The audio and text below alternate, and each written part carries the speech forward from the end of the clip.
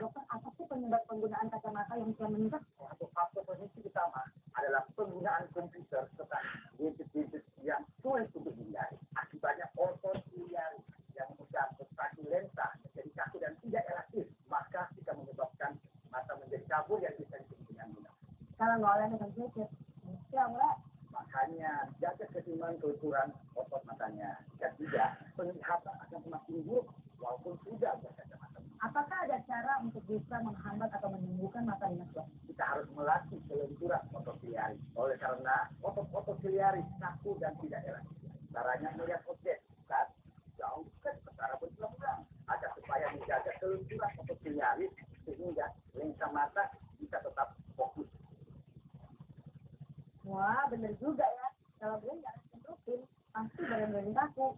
Sama kayak otot mata juga perlu dilatih secara teratur. iBright, solusinya. Alat ini menggunakan metode pelatihan kelenturan otot siliaris melalui pencitraan 3 dimensi. Prinsipnya seperti senam mata. Bila otot siliaris jadi lentur, otomatis mata akan mampu mengatur lensa mata untuk beradaptasi dalam melihat jauh maupun dekat. Selain itu, dilengkapi dengan akupuntur tradisional yang dikemas dengan teknologi yang modern. Penggunaan iBright selama 15 menit akan membuat mata Anda terasa nyaman. Hasilnya, daya penglihatan membaik dan objek menjadi semakin jelas. Semakin dini dan semakin mudah kita melakukan senam mata dengan iBright. Hasilnya makin optimal. Kita pakai iBright sekarang, bebas dari kacamata. Coba iBright sama deh, Kok. Saya mah iBright aja dah. I love Dan iBright. sudah ratusan ribu pengguna iBright yang minus matanya berkurang dan bebas dari kacamata. Harus rajin senam mata pada iBright ya, supaya ukuran kacamata ini semakin menurun. Dapatkan iBright sekarang untuk pengobatan, perawatan, sekaligus pencegahan agar mata tidak terkena miopia. Hubungi Jako. Baju kesukaanku. Duh, ini cuma bisa pakai pemutih. Lihat, labelnya bilang jangan pakai pemutih. Pemutih bikin pakaian kuning dan warna jadi pudar. Terus pakai apa lagi? Vanis. Jangan.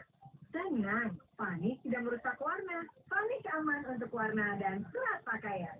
Wow, Vanis aman untuk warna dan lembut pada serat. Vanis, hilangkan noda, aman bagi warna dan serat pakaian. Nah ini, Indomie rasa soto spesial. Kuahnya kental, soyanya gurih. Spesial banget. Indomie rasa soto spesial, jagonya soto.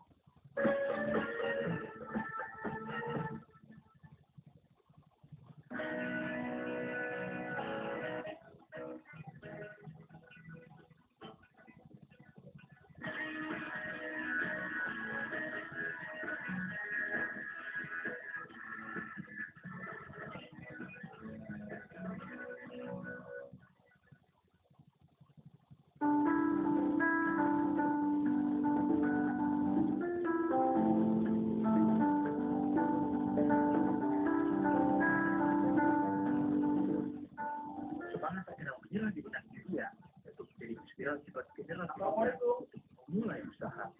Saya pun membantu Yulia untuk bertemu seorang konsultan yang bisa membantunya memberi solusi. Dan orang yang bisa membantu Yulia adalah Jeti Ahadi.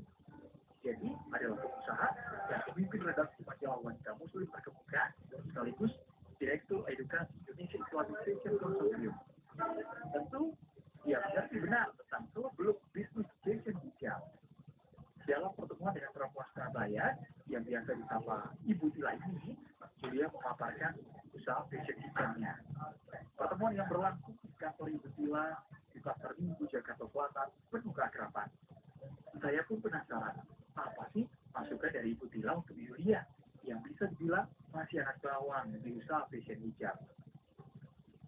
Jadi dia udah 2 tahun ya, jadi perusahaan secara muslim. Gimana suka-dukanya? Banyak banget karena aku sebenarnya mulai itu bukan karena emang aku udah bisa, tapi karena emang aku awal dari model busana muslim punya teman aku dan akhirnya aku diajakin jadi fashion designernya.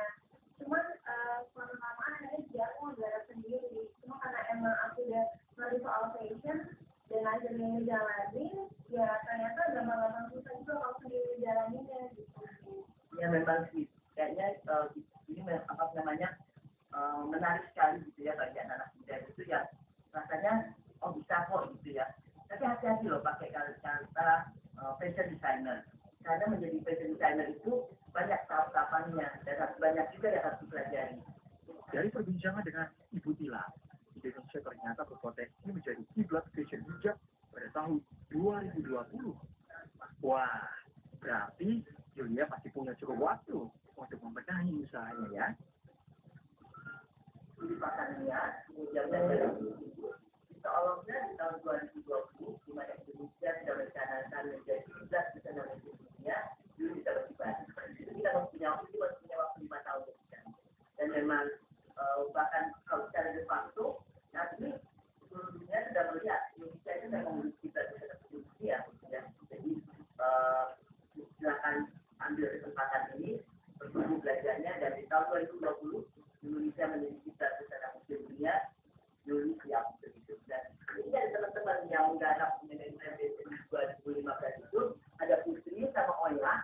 Jadi nanti ini hanya berbagi pengalaman, Ibu Tila juga mempersilahkan dia untuk mengetahui tren fashion hijab tahun 2015 lewat Putri dan Oya dengan cerita tanah majalah wanita yang dikawal. mereka mempersiapkannya luar biasa itu.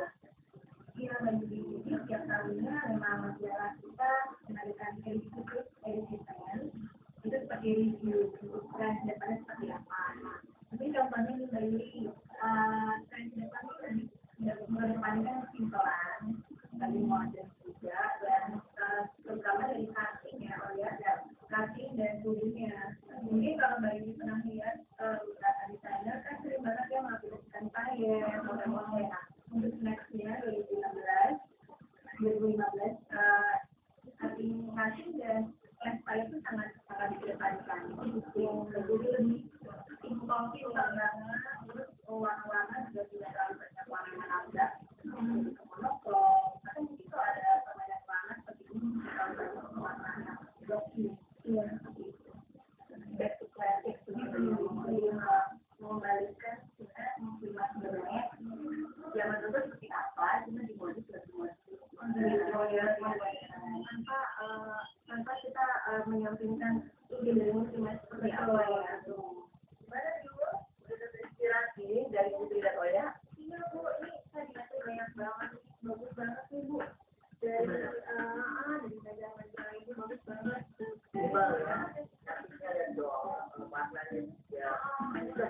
Pertemuan dengan Ibu Tila benar-benar dimanfaatkan ya. Salah satunya dengan menilai contoh produknya. Lalu kira-kira seperti apa ya? Juga dari Ibu Tila untuk pakaian yang diproduksi India.